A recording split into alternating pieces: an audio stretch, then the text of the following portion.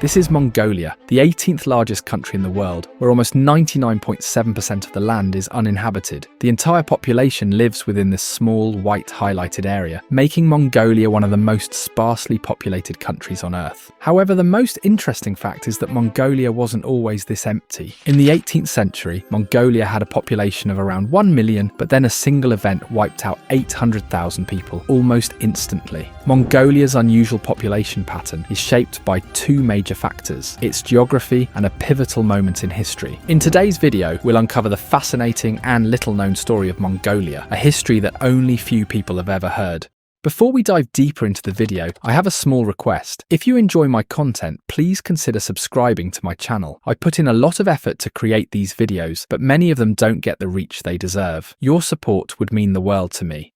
Let's start with Mongolia's geography. Mongolia is the second largest landlocked country in the world. It is bordered by Russia to the north and China to the south. The nearest sea to Mongolia is the Yellow Sea, which is about 700 kilometers away, and this is why monsoon winds from the Indian and Pacific Oceans rarely reach Mongolia. As a result of this, the entire southern region of Mongolia is covered by deserts, including the Gobi Desert, the largest in Asia and the fifth largest in the world. This desert holds a lot of mysteries. Mongolia also experiences extreme weather conditions, with winter temperatures dropping as low as -38 degrees Celsius and summer temperatures soaring up to 42 degrees Celsius. Interestingly, the Gobi Desert served as the strategic center of the Mongol Empire. Every military campaign led by Genghis Khan began from this very desert. Its harsh conditions forged Mongol warriors into some of the toughest and most feared fighters in history. There is also a popular myth that Genghis Khan is buried somewhere in the Gobi Desert. One of the main reasons for the extreme dryness in Mongolia's southern region is its geography, as towering mountain ranges surround the country on all sides. To the south, the Himalayas and the Kunlun Mountains block rain-bearing winds from reaching Mongolia. Similarly, in the west, the Altai Mountains prevent clouds from bringing moisture from that direction. As a result, the rain falls over these high mountains, and only dry, cold air reaches Mongolia's western and southern regions. This is why these areas have remained barren and largely uninhabitable throughout history. Now let's turn to the northern region. This area is home to three major mountain ranges. The Kovsgol mountain range. Located just below it is the Khangai mountain range, and finally the Khenti mountain range to the east. Together, these three mountain ranges form a sort of natural triangle which block the dry and cold winds coming from the western, southern and northern sides. As a result, while temperatures in most of Mongolia can plummet to -40 degrees Celsius, within this protected region they only drop to around -2 degrees Celsius. And this is why Mongolia's capital Ulaanbaatar is also situated within this triangle. This harsh climate makes this small region the only part of Mongolia suitable for agriculture, yet it covers just 0.4% of the country's total land area. Similarly, this triangular region receives the highest rainfall in Mongolia, though it's only about 350 millimeters. Despite the low rainfall, you'll notice lush green areas in the northern part of the map. This raises an interesting question. How does such little rainfall sustain so much greenery? Once again, the answer lies in the role of these three mountain ranges. You might have studied the concept of soil erosion from mountains in your geography class. So basically, when it rains, minerals from the mountains wash down with the rainwater, enriching the valleys below and making their soil highly fertile. The same process happens with these three mountain ranges, which is why this region stands out as lush and green. Now, so far we've seen how Mongolia's geography has left 99.7% of its land uninhabited, with nearly the entire population concentrated in just 0.3% of the country. However, another reason Mongolia is so sparsely populated is that its population has always been relatively small. At the start of this video, I mentioned that Mongolia had a population of 1 million in the 18th century, but then almost overnight, 800,000 people, almost 80% of the population, were wiped out, leaving only 200,000 behind. Since that moment, Mongolia has never regained the population growth rate it once had. So what exactly happened in the 18th century? This story begins in the year 1200, when Mongolia looked very different, and it was ruled by Genghis Khan. At its peak, his empire stretched from the Pacific Ocean to the Caspian Sea and from Russia down to Tibet. However, after Genghis Khan's death, the Mongol Empire fragmented into smaller states. After years of war and bloodshed, the Mongols were exhausted and began searching for peace. Around this time, Buddhism, which had spread from India, made its way to Central Asia. Many Mongol rulers embraced the religion, and over the centuries it became deeply ingrained in their society. Then, in 1636, the Qing dynasty dynasty emerged in Manchuria, a northeastern province of China. The Qing despised the Mongols because, for years, the Mongols had ruled over them and seized their land. Within just 50 years, the Qing dynasty expanded its control over northern China and southern Mongolia, eventually reaching the borders of the Zunghar dynasty. However, the Zunghars were unprepared for war. After centuries of following Buddhist teachings, they had lost their warrior edge. Between 1755 and 1757, the Qing dynasty launched a brutal military campaign against them, ultimately crushing the Zunghar dynasty and massacring 800,000 people. This tragedy is still remembered today as the Zunghar genocide. After this, Mongolia remained under Qing rule and later fell under Soviet influence. However, its population growth never fully rebounded. One major factor was the loss of 800,000 people, and the other surprising reason was the influence of Buddhism. The most significant impact of Buddhism on Mongolian society was that 1 in every 3 men became a monk, dedicating his life to religion and never marrying. Later, the Soviet Union implemented various policies to boost the birth rate, and to some extent they succeeded. Married couples were offered financial incentives and, in some cases, even homes. As a result, Mongolia's birth rate steadily rose after World War II. However, the demographic losses of the 18th century left wounds that have never fully healed to this day. Buddhism remains the dominant religion in Mongolia today, and many men still choose not to marry, which continues to hinder the country's population growth. So in today's video, we explored how Mongolia's harsh geography and history have shaped its unique population pattern. If you're interested in more geography-related content, we have created a dedicated playlist on our channel where you can watch all similar videos in one go. If you enjoyed today's video, don't forget to like and subscribe to the channel. See you in the next video with another interesting topic. Take care.